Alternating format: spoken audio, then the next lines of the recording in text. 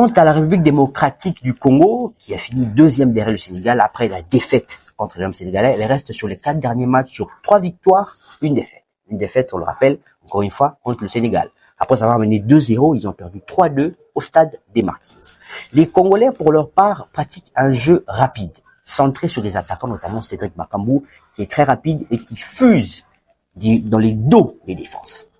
Mais, de l'autre côté, il y a un problème au niveau du milieu de terrain. La consistance, l'intensité. Ce qui a même coûté cette défaite contre les Sénégalais. Les Congolais, c'est pas une équipe qui va prendre la balle, qui va essayer d'avancer. C'est plutôt une équipe qui laisse la balle à l'adversaire et qui le prend en contre-attaque.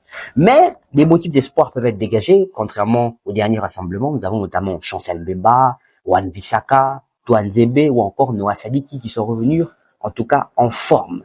Et on a l'espoir qu'ils vont donner le meilleur d'eux-mêmes.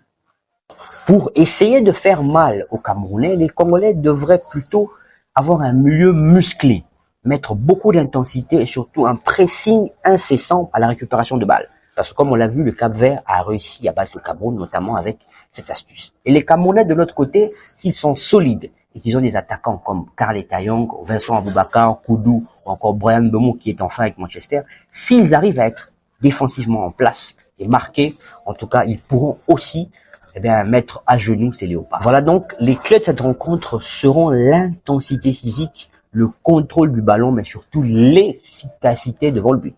Pour ma part, je pense que les léopards vont remporter ce match 2-1.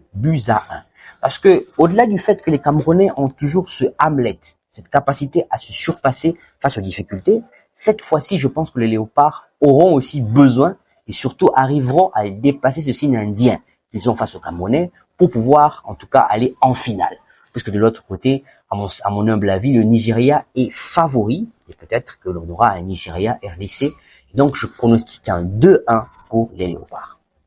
Et c'est donc par cette note que nous mettons un terme à notre vidéo. Chers boniteurs, n'hésitez pas à vous abonner, à partager au maximum notre contenu pour faire grandir la communauté. Mais surtout, rendez-vous jeudi 13 novembre à 20h pour le verdict final de cette rencontre.